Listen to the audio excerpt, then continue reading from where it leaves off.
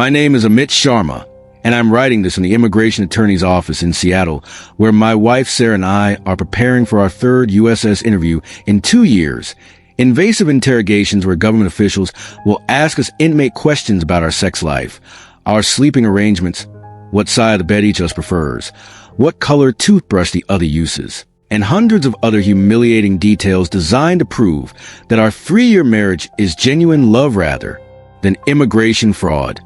Treating our relationship as inherently suspicious because I'm an Indian immigrant and she's an American citizen. At 29, I've discovered that marrying the woman I love means subjecting our relationship to investigations, scrutiny, and suspicion that will be considered outrageous privacy violations in any other context, with immigration officials, both of our family's friends, and strangers all assuming I'm using Sarah for a green card while she's being scammed by a foreigner who doesn't really love her, poisoning our genuine relationship with constant doubt, invasive questions, and the soul-crushing requirement to prove the authenticity of our intimacy to skeptical bureaucrats who treat citizen immigrant marriages as immigration fraud until proven otherwise. The relationship authenticity questioning began almost immediately after Sarah and I started dating in graduate school at the University of Washington, where we met in a data science program and bonded over shared interests in machine learning, hiking in the Pacific Northwest, and our mutual obsession with terrible reality TV shows. The connection was immediate and genuine. But once people learned I was on a student visa and she was an American citizen, our relationship was immediately viewed through the lens of immigration status rather than acknowledged as authentic romantic connection between two people who simply fell in love regardless of our different national origins. The family suspicion started when I told my parents I was dating an American woman, and their first concern wasn't about our compatibility or happiness, but about whether she understood that I would eventually need to return to India or whether I was planning to use marriage for immigration benefits. The implication that I was incapable of genuine romantic love separate from immigration motives was insulting and hurtful, suggesting that my feelings couldn't be real if they conveniently also solved my visa status problems. The American family skepticism was equally painful when Sarah told her parents she was seriously dating an Indian immigrant, and her father immediately asked whether I was looking for a green card and suggested she be careful because foreign men sometimes target American women for immigration benefits. The racist assumption that an Indian man couldn't genuinely love his white American daughter was wrapped in protective parental concern, but revealed deep prejudices about immigrant motives and the legitimacy of cross-cultural relationships. The friend warnings came from multiple directions as both my Indian friends and Sarah's American friends expressed concerns about our relationship. My friends worried I was making immigration decisions based on romance that would complicate my legal status, while her friends worried she was being used by someone who was primarily interested in citizenship rather than genuine partnership. The constant external skepticism about our motives made it difficult to simply enjoy our relationship without defensiveness about whether we were really in love or engaging in some kind of strategic immigration scheme. The marriage decision pressure emerged when my student visa was approaching its expiration, and my optional practical training work authorization would end soon after, creating a situation where Sarah and I had to make decisions about marriage earlier than we might have otherwise because immigration timelines didn't align with our natural relationship progression. We had been dating for 18 months and were discussing long-term commitment. But the visa pressure meant we couldn't take our time in engagement and wedding planning the way couples without immigration considerations might have done. The fraud accusation sensitivity made discussing marriage timing incredibly difficult because any acknowledgement that immigration status was a factor in our timeline immediately triggered assumptions that the marriage was fraudulent or that I was pressuring Sarah for green card purposes. But ignoring the immigration reality was equally impossible because my legal status in the country would determine whether we could even remain together long-term, creating an impossible situation where we couldn't discuss practical considerations without seeming to prove skeptics right about our impure motives. The proposal happened organically during a hiking trip to Mount Rainier, where we had spent many happy days together, and I asked Sarah to marry me because I loved her and wanted to spend my life with her, with the immigration benefits being a welcome practical advantage rather than the primary motivation. But explaining our engagement to family, friends, and eventually immigration officials required constantly defending the authenticity of my proposal and our relationship timeline. as if love and practical considerations were mutually exclusive rather than overlapping factors in any major life decision. The USCIS application process began with filing an I-130 petition for alien relative and I-485 application to adjust status, which required providing extensive documentation proving our relationship was genuine, wedding photos, joint financial documents, lease agreements showing we lived together, photographs spanning our relationship, letters from friends and family attesting to our authentic marriage, and affidavits swearing we had a bona fide marital relationship rather than engaging in marriage fraud for immigration benefits. The requirement to prove our love's authenticity through documentation felt invasive and dehumanizing, treating our intimate relationship as a legal case requiring evidence rather than a private matter between consenting adults. The interview preparation with our immigration attorney included practicing responses to hundreds of potential questions about intimate details of our life together. What time we went to bed, who woke up first, what we ate for breakfast, what side of the bed each person slept on, how often we had sex, what contraception we used, what gifts we exchanged for anniversaries, what pet names we called each other, and endless other personal details that would be completely inappropriate questions in any other context but were standard practice in immigration marriage fraud investigations. The attorney's warnings about interview tactics included explaining that USCIS officers would separate us and ask the same questions to both of us, looking for inconsistencies that might suggest we didn't actually live together or know intimate details about each other's lives. The officer might ask trick questions designed to catch us in lies, might act aggressive or skeptical to see how we reacted under pressure, and might make us wait for hours to increase stress, and potentially cause us to make mistakes in our testimony. The entire process was designed to assume fraud, unless we could definitively prove otherwise through invasive interrogation. The first USCIS interview was one of the most humiliating experiences of my life, as the immigration officer asked Sarah and me intimate questions about our bedroom, bathroom, and personal habits that felt like violations of privacy, but were presented as standard procedure for verifying marriage authenticity. When we couldn't remember exactly the same details about what we had for dinner 3 nights ago, the officer made notes suggesting inconsistency. When Sarah said, "I usually woke up first," while I said we woke up around the same time, the officer questioned whether we actually slept in the same bed regularly. The conditional green card approval came with a 2-year probationary period where my immigration status was temporary and conditional on remaining married to Sarah, with the requirement that we file another petition before the 2-year anniversary to remove conditions and obtain permanent residency. The conditional status meant that our marriage was still under suspicion and that I could be deported if we divorced or if USCIS later determined our marriage hadn't been genuine,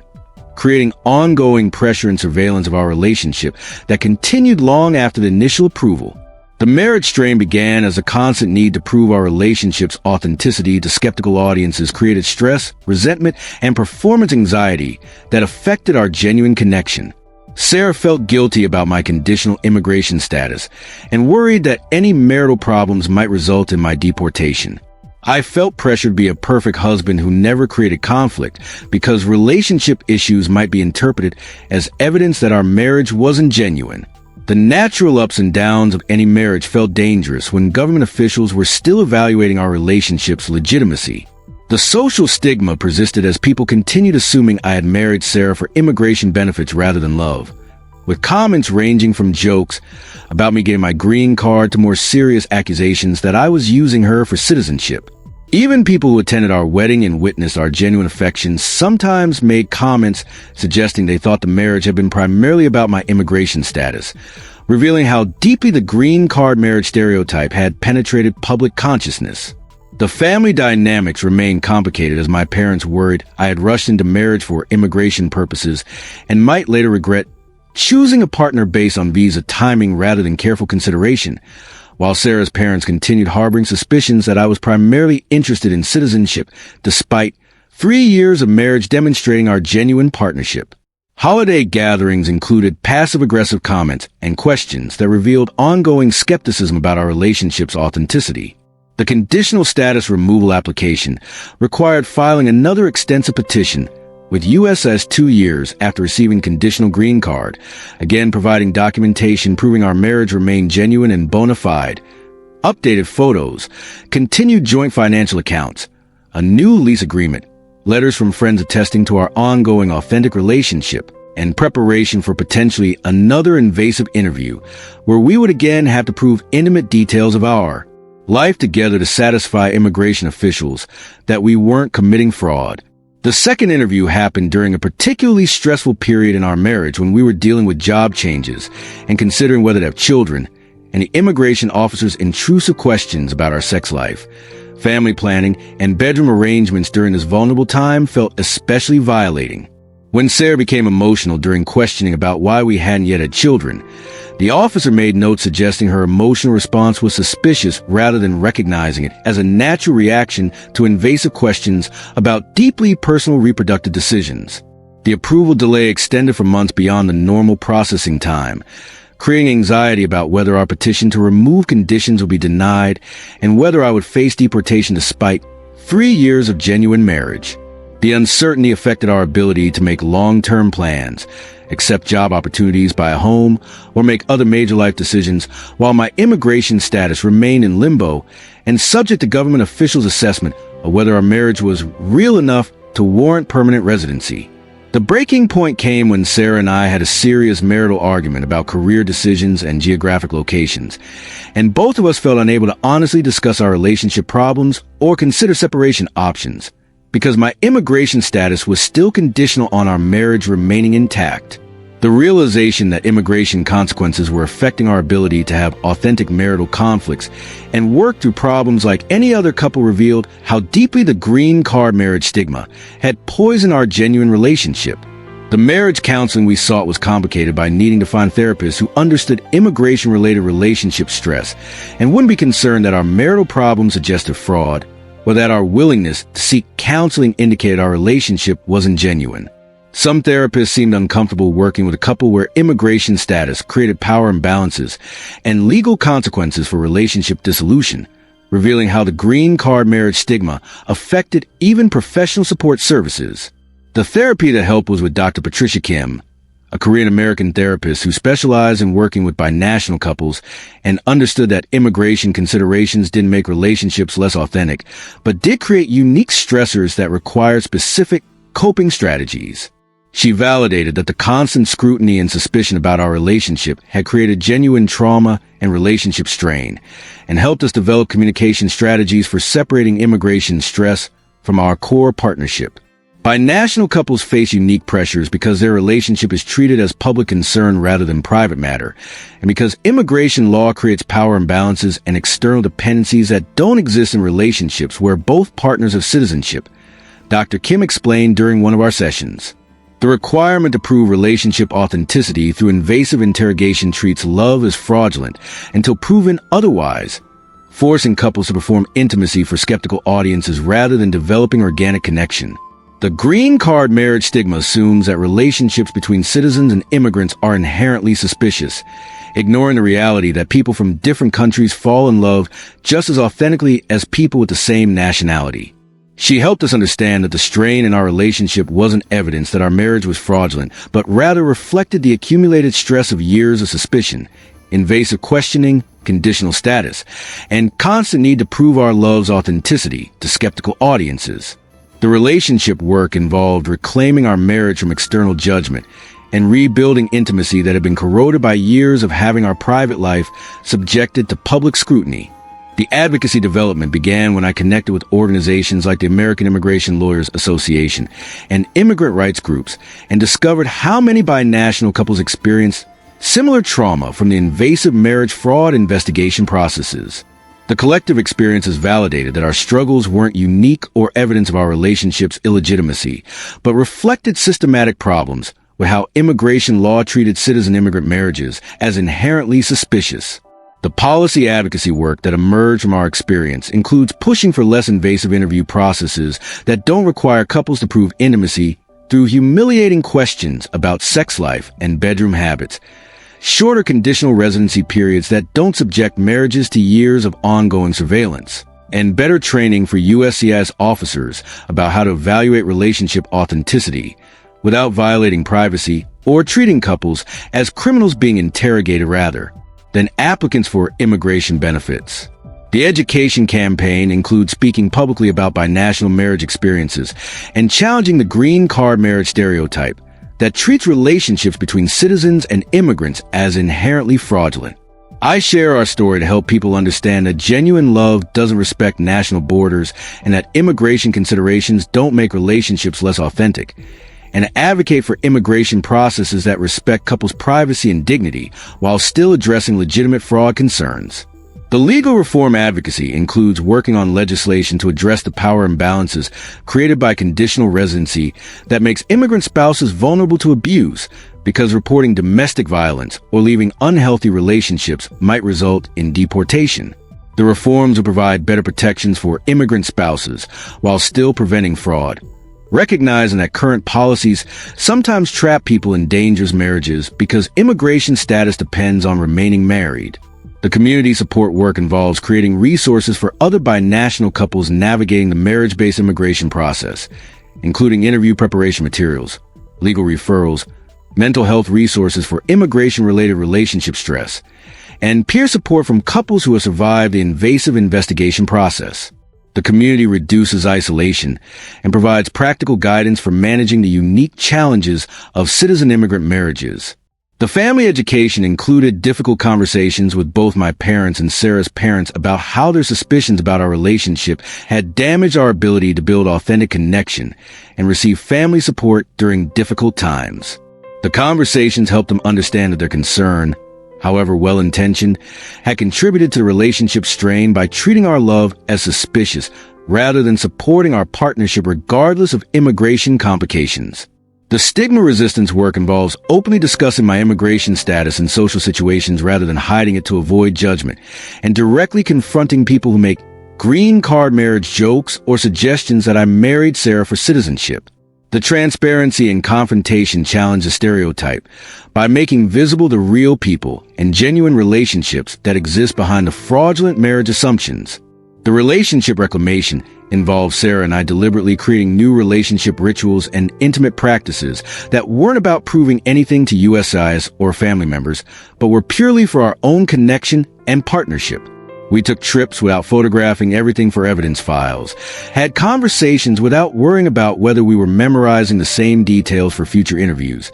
and rebuilt intimacy that had been corroded by years of performing our relationship for skeptical audiences. Today, I have permanent residency and am preparing to apply for citizenship, while Sarah and I have been married for 5 years and have weathered the immigration scrutiny together. Our relationship survived the invasive investigation, family suspicion, and social stigma, but we both carry trauma from years of having our love treated as fraudulent until proven otherwise. The mentorship relationships I've developed focus on supporting other couples navigating marriage-based immigration, preparing them for the invasive process, while also validating that their relationships are genuine regardless of how USCIS officers or family members treat them. I help couples develop strategies for protecting their relationship's core intimacy while managing the external scrutiny that comes with binational partnerships. Key resources and solutions that made the difference. Marriage counseling with therapists experienced in binational couple issues helps address the unique stressors of immigration-dependent relationships and trauma from invasive scrutiny. Immigration attorneys specializing in marriage-based petitions provide essential guidance through complex processes and help couples prepare for invasive interviews. Organizations like the American Immigration Lawyers Association provide resources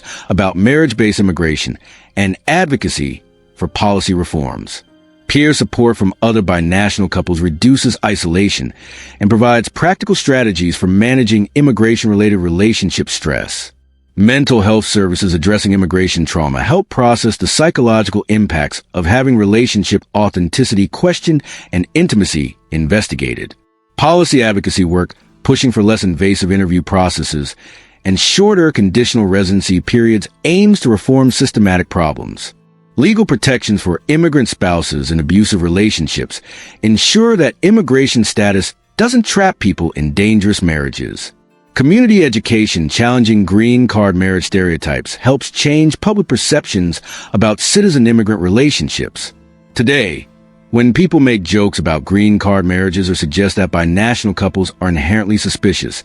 I explain that love doesn't respect national borders and that requiring couples to prove intimacy through invasive interrogation treats genuine relationships as fraudulent. Sarah and I fell in love despite our different immigration statuses, not because of them, and our relationship deserves the same respect and privacy as any other marriage rather than being subjected to investigations that will horrify anyone whose love wasn't considered inherently suspicious.